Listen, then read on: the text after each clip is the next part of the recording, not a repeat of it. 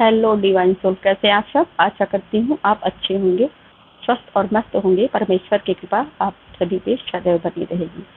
आज के वीडियो का टॉपिक है हमारे डीएम की कहानी, एक डीएफ की जुबानी। आज तक सभी ने आपको डीएफ का दर्द सबने बयां किया, डीएफ के बारे में बोला, डीएफ क्या झेलती है सेपरेशन में, डीएफ ने क्या क्या सहा है, इस बारे में सभी बात करते हैं। पर डीएम के दर्द के बारे में कोई बात नहीं करता। डीएम कैसे हैं, क्या कर रहे हैं, क्या सोचते हैं, इसके बारे में कोई बात नहीं करता। तो डीएम साइड से मैं उनका सच आपके सामने रखना चाहती हूँ। तो प्लीज़ इस वीडियो को सभी देखें और डीएम का दर्द जाने, उनकी हालत जाने, उनकी सिचुएशन समझें। Thank you and love you all. सबसे पहले आपको बता दूं, डीएम आपसे अलग नहीं है, वो आपका ही हिस्सा है, आपका ही सोल है, आपकी ही ऊर्जा है।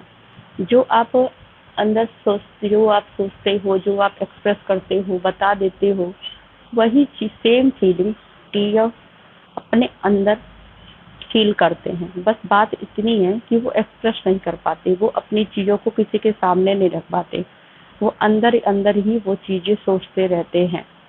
इसका दो कारण होता है। एक कारण उनका ईगो सिस्टम होता है, दूसरा उनका जो उन्हें बनाया गया, जिस तरह से डिवाइन ने डिजाइन किया है, वो भी होता है। एक फियर भी होता है उनके अंदर, क्योंकि ये फियर होता है कि अगर मैंने अपनी चीज़ें किसी के सामने एक्सप्रेस कर दी तो वो बंदा मुझे छोड़ के चला जाएगा, या वो मेरा फ़ायदा उठाएगा, या मुझे वो हर्ट करेगा। इसलिए डीएम डरते भी हैं, इसलिए वो अपनी चीज़ें एक्सप्रेस नहीं कर पाते। वो हर चीज़ अपने मन में ही रह के, अब साइलेंट होके अपने अंदर ही अंदर सोचते रहते हैं, क्योंकि उन्हें पता होता है कि अगर मैंने ये चीज़ें बोल दी और मेरी कमज़ोरी जान के कोई मुझे छोड़ के चला जाए तो मैं ये दर्द झेल नहीं पाऊँगा, मुझे ये नहीं सहा जाएगा। तो इसलिए आपको ये समझना होगा कि डीएम आपसे अलग नहीं है, वो आपकी ही एनर्जी है, आपकी ही ऊर्जा है, और वो आपके ही साथ जो एक सेम फीलिंग दोनों की होती है, अलग नहीं होती है, क्योंकि आप दोनों एक ही हो। इस बात को आप सभी को समझना ही होगा। डीएम हमेशा कम बोलते हैं, वो जो काम की बातें होंगी वो नहीं करते हैं, वो हमेशा इन चीज़ों, फालतू चीज़ों पे बात कर लेंगे, पर जो चीज़ें मेन पॉइंट की होती है, जो डीएफ सुनना चाहती है, वो डीएम नहीं बोलते हैं। बहुत सारे ऐसे मिथ भी फैलाए गए हैं कि डीएम हमेशा डीएफ की एनर्जी लेके भागते हैं। इस बारे में मैंने पहले भी एक वीडियो बनाई थी, पर वो ज़्यादा लोगों ने देखी नहीं, क्योंकि बहुत पहले की बात है। पर आज मैं उसी टॉपिक पे फिर बोलना चाहूँगी कि जब दोनों एक दूसरे की ऊर्जा है तो दोनों एनर्जी लेके कहाँ भागेंगे, दोनों का मर्जिंग होगा तो कुछ तो नया डेवलपमेंट होगा। तो जब भी डीएफ से डीएम एनर्जी लेते, सॉरी एनर्जी नहीं लेने बोलेंगे, एक दूसरे की, क्योंकि कोई किसी की एनर्जी अकेले नहीं लेता है, दोनों के साथ सेम एक्सचेंजिंग होती है। डीएफ जब आपके साथ एनर्जी एक्सचेंज करते हैं, आपके साथ कनेक्ट होते हैं, तो उनके साथ बहुत कुछ रिवील होता है, बहुत उनकी लाइफ में चेंजिंग आता है। उनके जो भी कार्मिक लोग होते हैं उनका सच सामने आता है, उनके सामने बहुत कुछ रिवील होता है। लाइफ में बहुत ऐसे लोग सामने आते हैं उनके, कि जो झूठे नकाब पहन के उनके सामने बैठे होते हैं, सबका नकाब धीरे धीरे उतरने लगता है। डीएम की लाइफ में आने पर डीएफ के हमेशा बदलाव ही होता है। उसे कार्मिक से ट्रिगर मिलेगा, उसे डीएफ से ट्रिगर मिलेगा, उसे लोगों की रियलिटी सामने आएगी, बहुत सारे टावर मूवमेंट, बहुत कुछ उसे झेलना पड़ता है। तो आसान नहीं होता ये जर्नी दोनों के लिए, बहुत कुछ फेस करना होता है, और दोनों को एक दूसरे को समझना चाहिए। लेकिन ऐसा होता है कि 3D माइंड किसी को समझ नहीं पाता, जब तक लोग अपनी बातें एक्सप्रेस नहीं करें कोई किसी को समझ नहीं पाता है। ये भाषा बोलचाल की है, पर हम सोल लेवल पे एक दूसरे से कनेक्ट है, ना कि इस 3D की बॉडी से। तो कोशिश करनी चाहिए, सभी डीएफ से रिक्वेस्ट है कि वो अपने डीएम को ब्लेम ना करें, वो उन्हें समझे, उनका दर्द समझे। और इसी वजह से मैंने ये चीज़ें आपके सामने रखना चाहती हूँ, ताकि आप उनकी सिचुएशन भी समझें। जब डीएफ अपने कार्मिक लोगों के में फंसा रहता है, बहुत सारी चीज़ें फेस करता है, तो उसे बहुत बुरा फील होता है कि पहले मैंने क्या सोचा था, लोग क्या निकले, कितना ट्रिगर मिल रहा है, कितना कुछ हो रहा है। वो बहुत सब कुछ फेस करते हैं अपनी लाइफ में, अपने घर में, अपने कार्मिक से घर में भी बहुत सारे कार्मिक होते हैं। पहले उनके दोस्त जो होते हैं, उनके और भी लोग उनके साथ होते हैं। तो उन्हें ये चीजें लगती है कि मैं कहाँ जाऊं, क्या करूं, कैसे निकलूं इन सब चीजों से। वो फ्रस्ट्रेट होने लगते हैं और उसी वजह से वो अपनी डीएफ से भी बात नहीं कर पाते, वो थोड़ी सी, क्योंकि वो अपनी चीजों में उलझे रहते हैं। तो इस वजह से वो स्टक पड़ जाते हैं कहीं ना कहीं, उनका माइंड नहीं काम करता है। तो अपनी डीएफ से क्या बताए, क्योंकि वो बताना नहीं चाहते कि अगर हमने बता दिया तो ये डीएफ को हमारी, वो भी दुखी होगी, वो भी वो चीजें फेस करेगी, उसे अच्छा नहीं लगेगा मेरा दुख। तो मैं ही अकेले सफर करता हूँ, किसी को एक्सप्लेन नहीं करना, भले ही वो मुझे गलत ही समझे, पर मैं अपनी चीज़ों को खुद निपटूंगा, अपनी चीज़ों को खुद पेश करूंगा, क्योंकि ये मेरी ही क्रिएशन है, ना कि इसमें मेरी डीएफ की कोई गलती नहीं है। दूसरी तरफ डीएफ सोचती है कि डीएम हमसे दूर भाग रहे हैं, इस वजह से वो धीरे धीरे कट ऑफ करने लगती है डीएम से। यहाँ डीएम का हाल बुरा होता है और वो अपनी ही चीज़ों से लड़ते हैं, वो बहुत फ्रस्ट्रेट खुद को पाते हैं, बहुत अकेलापन झेलते हैं। उन्हें ऐसा लगता है कि कोई नहीं, जो मेरा था वो भी तो मेरे से दूर हो गई। अब मैं क्या करूं, कैसे लड़ूं इन उंझलों से, जो मेरी सच्ची साथी थी वो भी तो दूर हो गई। मैं क्या करूं, कोई इस दुनिया में मेरा नहीं है। जब इन सब से निकल के डीएफ तो अपने ऊपर काम करने लगती है, वो अपनी चीज़ों पे ध्यान देने लगती है, अपनी साधना में जुट जाती है। और दूसरी तरफ डीएम लड़ाइयाँ लड़ रहे होते हैं अपने जीवन की, वो बहुत कुछ फेस कर रहे होते हैं, अपने कर्मा को क्लीन कर रहे होते हैं, वो बहुत ही अकेले पड़ जाते हैं। कई बार ऐसा होता है, डीएम इतने फ्रस्ट्रेट हो जाते हैं, इतने अकेले पड़ जाते हैं, उन्हें लगता है कि लाइफ में अंधकार के सिवा कुछ नहीं है, कुछ नहीं है, चारों तरफ अंधकार ही अंधकार। वो इस अंधेरे में खुद को घुटा हुआ पाते हैं, उन्हें कई बार सुसाइड थॉट्स भी आते हैं, उनके मन में आता है अब नहीं जीना चाहिए, मैं नहीं लड़ सकता इन चीजों से, मैं थक गया हूँ, हार गया हूँ, कितना लड़ूं, क्या मेरा जीवन लड़ने के लिए बना है, क्या परमात्मा ने मुझे इसीलिए बनाया है, मुझे कोई प्यार नहीं करता, सब तो स्वार्थी हैं, जितने भी लोग आज तक मुझसे जुड़े थे सब स्वार्थी हैं, एक वही मेरी थी, वो भी तो मुझसे दूर हो गई, मुझे नहीं समझ पा रही है, मैं क्या करूं। एक तरफ अंधेरा, घनघोर अंधेरा, दूसरी तरफ खाई, मैं जाऊं कहाँ। इन सब परिस्थितियों में डीएम बहुत हारा हुआ महसूस करते हैं और उनको आती है डीएफ की याद। उन्हें ये महसूस होता है कि काश तुम मेरे पास होती, इस वक्त मुझे समझती, मेरे पास होती, तुम मेरी हिम्मत बन के। मैं बहुत हार चुका हूँ, इस अंधकार को मैं फेस नहीं कर पा रहा हूँ, इस घनघोर अंधेरे में बस तुम ही तो हो, एक रोशनी की किरण, जो अब मेरे पास नहीं हो। मैं क्या करूँ, कैसे फेस करूँ इन चीजों को। जब वो अपनी डीएफ से अपनी ही परेशानियों में से दूरी बनाते हैं, वो सब गलतियां उन्हें रियलाइजेशन होती हैं। उन्हें लगता है एक यही तो मेरी थी, मैंने इसे इग्नोर किया, मैंने इसे महत्व नहीं दिया, अब ये भी मुझसे दूर चली गई। यही तो एक सच्चा प्यार था, जो बिना मतलब मुझे प्यार करती थी। वो बार इस गिल्ट में भी जीते हैं कि एक ही मेरा पार्टनर था, एक ही मेरा सच्चा साथी था मेरे पास, वो भी मुझसे दूर हो गया। कौन से गुनाहों की सजा मुझे परमात्मा दे रहे हैं, क्या मैंने इसका दिल दुखाया, इस वजह से मुझे सजा मिल रही है, क्या मैंने इसे इग्नोर किया, इसलिए मेरे लाइफ में ये सब हो रहा है। इन सब चीजों में उन्हें बस एक ही चीज आती है कि वो अपनी डीएफ के पास जाएं और उससे माफी मांगे, उससे बोलें कि तुम मत जाओ, मुझे अकेला मत छोड़ो, मैं बहुत अकेला हूँ, कोई मेरा नहीं है। और डीएफ अपनी तपस्या करती है, वह अपनी तपस्या करके अपने ही ईश्वर की, अपनी ईश्वरीय साधना में लग जाती है, अपनी शक्तियाँ अर्जित करती है, स्ट्रांग बनती जाती है और वह अपने पुनर्मिलन को क्लेम करती है डिवाइन से। यह प्यार कोई आसान प्यार नहीं है, शिव शक्ति का प्रेम,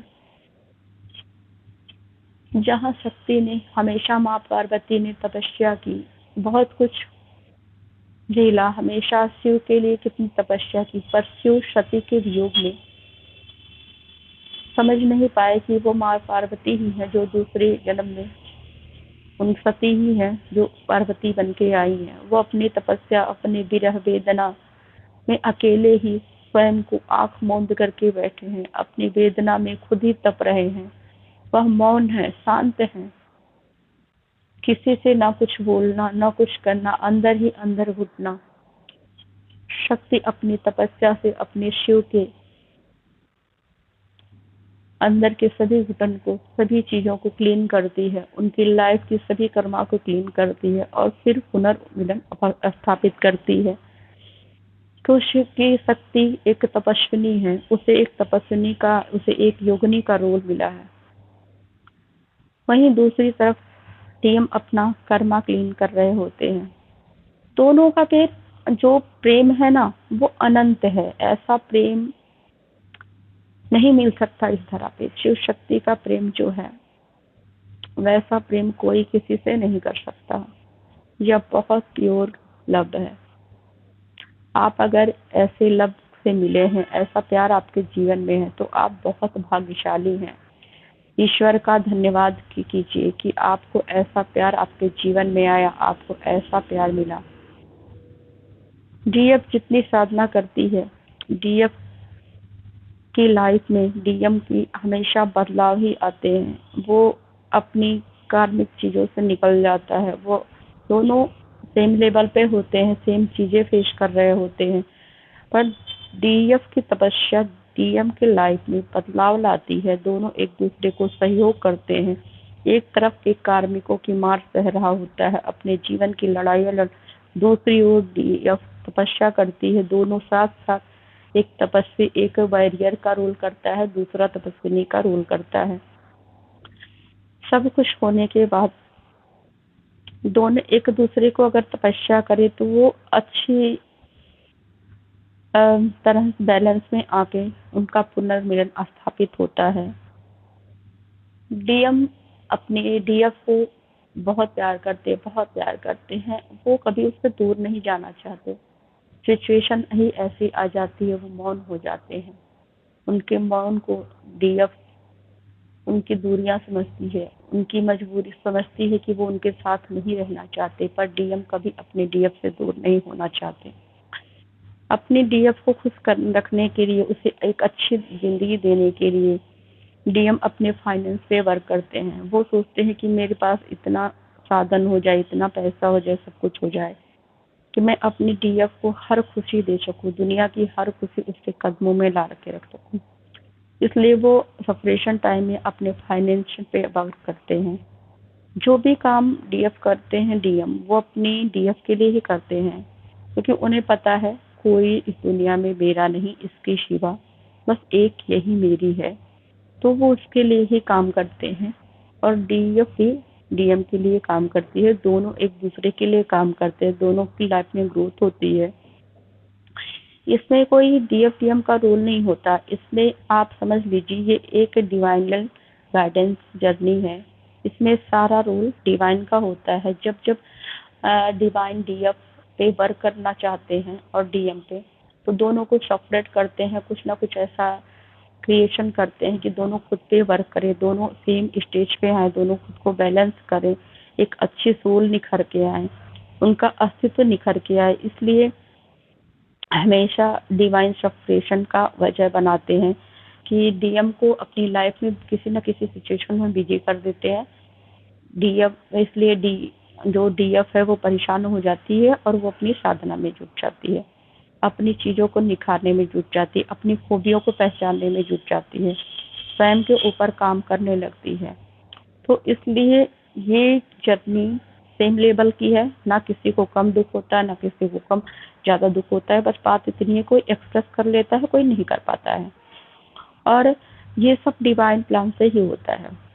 जब डीएफ और डीएम की एनर्जी एक्सचेंज हो जाती है, दोनों एक ऐसी स्टेज पे आ जाते हैं मर्जिंग के, तो जो काम डीएफ करती है ना, वो डीएम करने लगते हैं। डीएफ क्या होती है, वो रनर के फेज में आ जाती है और डीएम चेजर के फेज में आ जाते हैं। तो दोनों एक दूसरे से डीएफ छोटी छोटी बातों पे निकलने चाहेगी कि उसे लगता है कि अब तो मैं इस काबिल हो चुकी हूँ कि मैं स्वयं अकेले रह सकती हूँ, मुझे किसी की जरूरत नहीं होती है। और डीएम को डीएफ के अलावा कोई नहीं चाहिए होता, इसलिए डीएम बार बार डीएफ से कनेक्ट होना चाहते हैं, उसे अपनी लाइफ में रखना चाहते हैं, उसे अपनी बात दिल की बातें एक्सप्रेस करने लगते हैं। पर डीएफ को खास फर्क नहीं पड़ता है, उसे लगता है ये 2 दिन की बातें हैं, फिर वैसे के वैसा ये करेगा। और ये डीएफ को हमेशा लगता है कि इसकी लाइफ में कार्मिक ही इम्पोर्टेंट है, मेरा कोई रोल तो है नहीं। तो ये 1-2 दिन की बातें हैं, बोलेगा फिर चला जाएगा, फिर इसकी सारी बातें झूठी हैं। डीएम यहाँ जब उन्हें कोई नहीं समझता तो वो सोचते हैं कि मैं क्या करूं, किससे बोलूं अपने दिल की बात, कौन मुझे समझेगा। एक ही तो थी मुझे समझने वाली, वो भी अब नहीं समझती। यहाँ मेरे कार्मिक मुझे नहीं समझते, यहाँ ये नहीं समझ रही है, कोई इस दुनिया में मुझे समझने वाला नहीं है। सब जज करते हैं, कंप्लेन करते हैं, मुझे हर चीज के लिए मुझे ब्लेम करते हैं। कितना मैं सहूं, कितना सुनूं सबका, क्या करूं, क्या मैं इसीलिए बना हुआ हूँ? क्या परमात्मा ने मुझे हमेशा कंप्लेन के लिए, ब्लेम के लिए इसीलिए बनाया है? मेरा अस्तित्व क्या है? मैं थक चुका हूँ इन चीजों से, कब तक सहूं? और फिर उनका विश्वास परमात्मा से भी उठने लगता है। वो सोचते हैं कि मुझे कोई भगवान वगवान नहीं है, क्योंकि मेरी लाइफ में कुछ भी तो अच्छा नहीं हो रहा है, सब तो बुरा हो रहा है। बस सब आते हैं, दर्द देते हैं और चले जाते हैं। जो भी मिला है मुझे बस दर्द देने के लिए मिला है, मुझे पेन देता है और कोई मुझे समझता ही सब चला जाता है। वो नहीं सह पाते इस पेन को, अपनी डीएफ से दूरी को, वो अकेले रह जाते हैं। उन्हें बार बार लगता है कि मेरी डीएफ मुझे चाहिए, यही मेरी दुनिया है, यही मेरी सुकून है, यही मेरा सब कुछ है। पर इसे ही नहीं फर्क पड़ता। जब इसे नहीं फर्क पड़ता तो हम क्या करें, किससे बोलें? इससे अच्छा तो मौन ही अच्छा है, हमें चुप ही रहना चाहिए। वह बेचारे चुपचाप, शांत, मौन सब कुछ सहते हैं, सारा दर्द, सारी घुटन, ना किसी से कोई उम्मीद, ना कुछ, भगवान से ही भरोसा उठ जाता है। डीएम स्टक हो जाते हैं, बस मौन के अलावा कुछ उन्हें नहीं दिखता। वो अपनी डीएफ का इंतजार करते हैं, वो आएगी, उन्हें भरोसा रहता है क्योंकि वो मेरी है, मुझे समझेगी, वह मेरी है और मेरी थी, मेरी रहेगी, उन्हें भरोसा होता है। वह अपनी डीएफ का इंतजार करते हैं, वह परमात्मा से प्रार्थना करते हैं, मुझे अपनी डीएफ के अलावा कुछ नहीं चाहिए, बस मुझे वो दिला दो। अगर मैंने लाइफ में कुछ भी पुण्य किया है, थोड़ा बहुत अच्छा काम किया है, तो प्लीज मुझे उसे दिला दो, मुझे वो चाहिए, मैं नहीं रह सकता।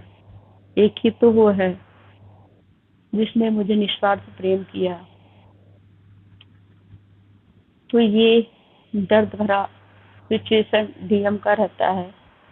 आशा है आप उन्हें समझेंगे, आगे उन कुछ भी सिचुएशन क्रिएट हो पर डीएम को ब्लेम नहीं करेंगे, क्योंकि डीएम कम पेन नहीं झेलते हैं आपसे। तो सभी डीएफ से मेरी रिक्वेस्ट है कि प्लीज अपने डीएम को ब्लेम मत करें, क्योंकि आप उनकी सिचुएशन नहीं समझती हो, नहीं जानती हो, तो कैसे ब्लेम कर सकती हो? वो एक्सप्रेस नहीं करते इसका मतलब उन्हें दुख नहीं होता। उन्हें प्लीज उन्हें समझिए, अपनी इस जर्नी को पूरा करिए। आप दोनों सेम सोल हैं, सेम एनर्जी हैं, एक दूसरे के पूरक हैं। तो अपने डीएम को समझिए, इस जर्नी को अब प्यार से पूरा करिए। अगर सेपरेशन डिवाइन मर्जी से होता है तो फिर आप अपना समय उसको डिवाइन की मर्जी मान के उसे पूरा करिए, पर किसी को ब्लेम मत करिए। आशा करती हूँ आप सभी को समझ में आया होगा डीएम साइड का दर्द। तो thank you all and love you.